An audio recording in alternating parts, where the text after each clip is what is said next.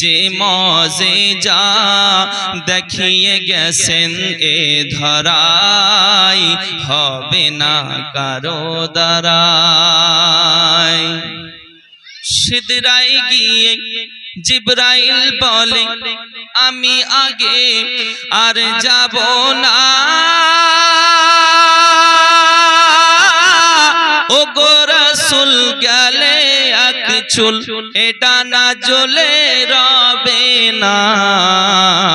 নবী একা গেলেন সেথা, নবী একা গেলেন সেথা, জিবরাইলের ক্ষমতা নাই হবে না কারো দ্বারাই। নূর নবীজি যে মজেজা দেখিয়ে গেছেন এ ধরাই হবে না কারো দ্বারাই। দরুদ আল্লাহুম্মা সাল্লি আলা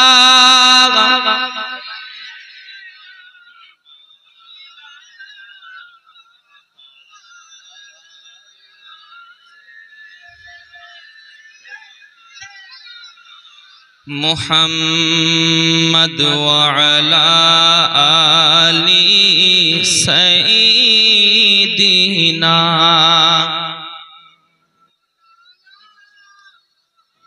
সাল্লাল্লাহু তাআলা আলাইহি ওয়াসাল্লাম। আব্বাজি ও মুসলমান ভাইরা, আমার নবী পাক তো জাহানের বাদশার জামাইয়ের এই পাওয়া, তিনি নামাজ পড়েছেন, নবী পাকের আঙ্গুলের ইশারাতে সূর্য ডুবা উদিত হয়েছে।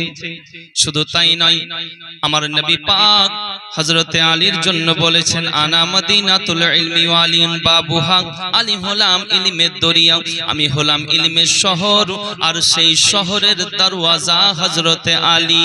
জোরে বল।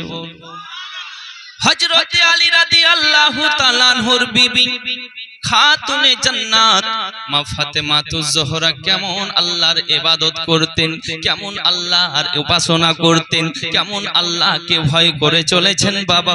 আর আমরা তো বাবাজি নবীর কন্যা না, আমরা তো নবীর পুত্র না।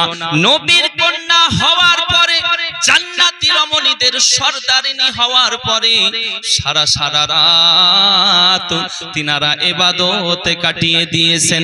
আর আমরা আল্লাহ রাব্বুল আলামিনের বান্দা, কিন্তু এত গুনাহ করি, কিন্তু আল্লাহর দরবারে ক্ষমা চাই না, আল্লাহর কাছে মাপ চাই না। বাবাজি হযরতে খাতুনে জান্নাত কেমন নামাজ পড়েছেন দেখুন, কেমন ইবাদত করেছেন দেখুন বাবাজি। একদা এক সময় আমার নবী পাক তো জাহানের বাদশাকে দাওয়াত দিলেন হযরতে উসমান গনি। জোরে বলুন। উসমান গনি বলতে আছেন ইয়া রাসূলুল্লাহ আমার বাড়িতে দাওয়াত কবুল করুন। নবী পাক দাওয়াত গ্রহণ করলেন এবং সাহাবায়ে কেরামগণরাও হযরতে উসমান গনির বাড়ি গেলেন।